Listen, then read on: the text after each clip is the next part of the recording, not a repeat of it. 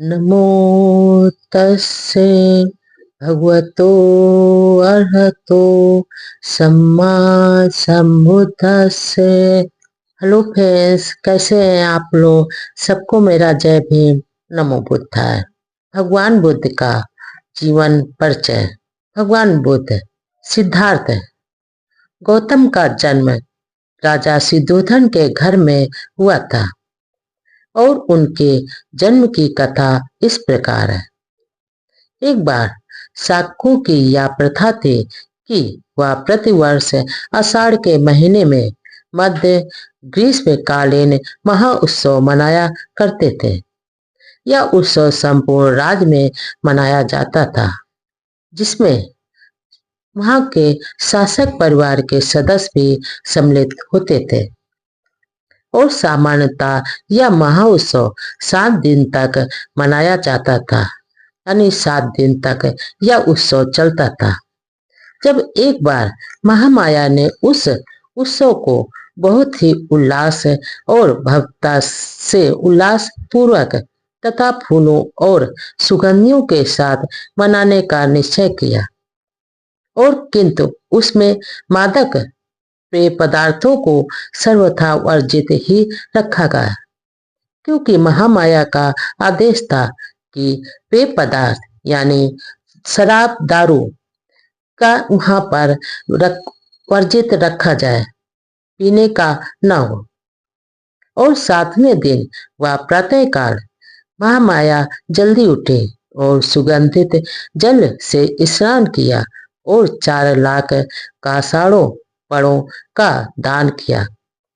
फिर सभी मूल्यवान गहनों से स्वयं को महामाया ने सुशोभित किया और अपने मनपसंद भोजन किया। और व्रत का महामाया ने संकल्प लिया और तदनुसार वह भयवत्ता के साथ सजाए गए राजकीय महल में सोने के लिए चली गई।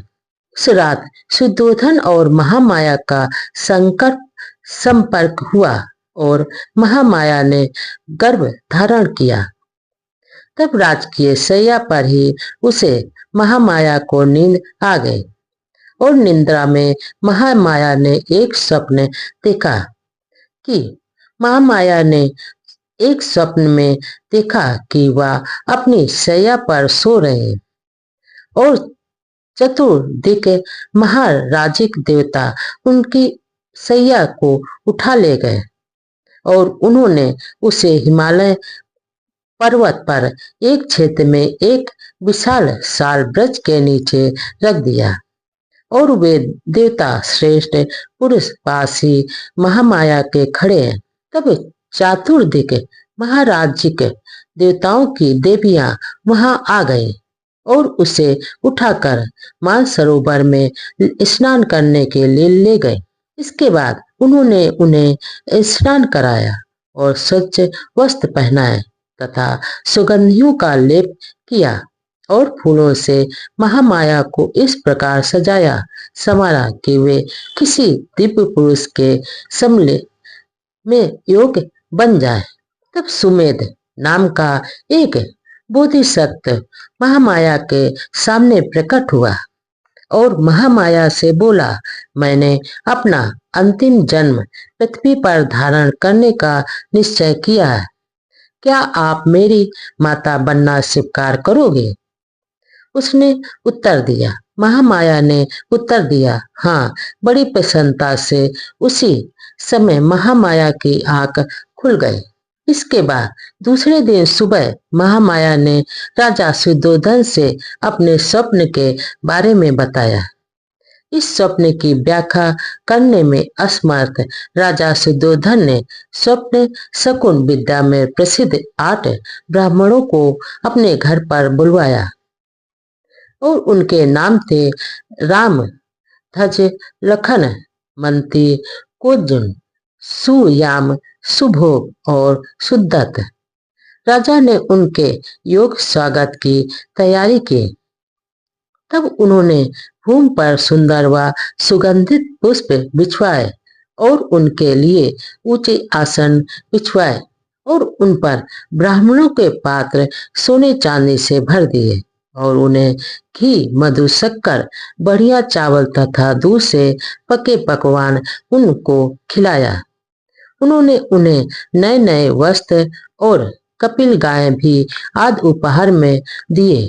इसके बाद जब ब्राह्मण संतुष्ट और प्रसन्न हो गए तो राजा सुद्धोधन ने उन्हें महामाया का स्वप्न बताया और उनसे पूछा, मुझे बताइए इसका क्या अर्थ है। तब ब्राह्मणों का उत्तर था, महाराज आप चिंतित न हो, आपके यहाँ एक पुत्र का जन्म होगा। वो पुत्र यदि वह गृहस्थी में रहेगा तो चक्रवर्ती राजा सम्राट बनेगा और यदि गृह त्याग कर सन्यासी हो गया तो वह इस संसार के भांति तथा अहम अंधकार का नाश करने वाला बुद्ध कहलाएगा, बुद्ध बनेगा। इसके बाद बोधिसत्व को पात्र में रखे हुए तेल की तरह महामाया 10 चंद मास तक अपने गर्भ में धारण किए रहे। इसके बाद प्रसव का समय जब समीप आया तो महामाया ने अपने मैके में जाकर शिशु को जन्म देने की इच्छा प्रकट की। तब उन्होंने अपने पति से राजा सुद्धोधन से कहा कि मैं अपने पिता के घर देवदय जाना चाहती हूँ। इसके बाद राजा सुद्धोधन ने उत्तर दिया, तुम जानती ही हो कि मैं तुम्हारी इच्छा पूरी ही की जाएगी। तुम्हारी इच्छा के विरुद्ध मैं नहीं जाऊंगा। तब उन्होंने कहारों द्वारा उठाए गए स्वर्ण पालकी में बिठवाकर राजा सुद्धोधन अपने कई सेवक और सेवकाओं के साथ महामाया को उनके पिता के घर भिजवा दिया। इसके बाद जब महामाया ने देवदय के मार्ग में महामाया को साल वृक्षों के नीचे तथा अन्य पुष्पित व अपुष्पित वृक्षों के एक उद्यान वन में से गुजरना था। यह वन लुम्बिनी वन कहलाता था।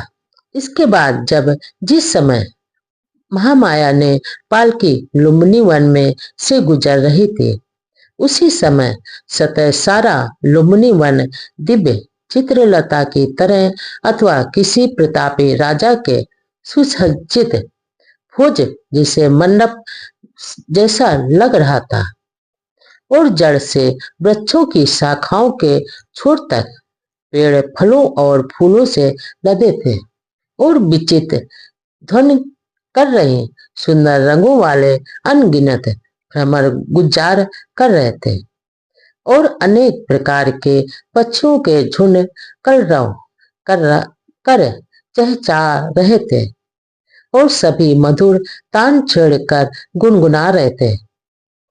इसके बाद या महामाया की वहां पर पालकी उतारी गई। यह मनोरम दृश्य देखकर महामाया के मन में इच्छा उत्पन्न हुई कि वह वहां पर कुछ देर समय रुके और मनोविनोद करें। अतः उन्होंने पालकी उठाने वालों को आज्ञा दी कि वे उनकी पालकी को साल वृक्ष यानी साल उद्यान में ले चले और वहां पर उनकी प्रतीक्षा करें।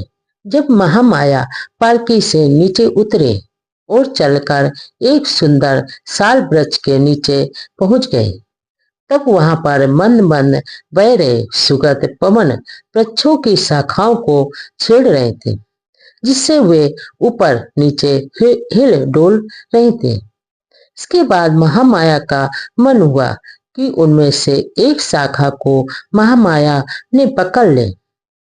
संयोगवश एक शाखा इतनी नीचे झुक गए कि वह उसे महामाया ने पकड़ सके और महामाया ने पंजों के बल खड़ी होकर उसे पकड़ भी लिया और वह तुरंत शाखा ऊपर की ओर उठ गई और उसके साथ ही वह भी महामाया भी ऊपर की ओर उठ गए। उसके झटके से महामाया को प्रसव वेदना होने लगी।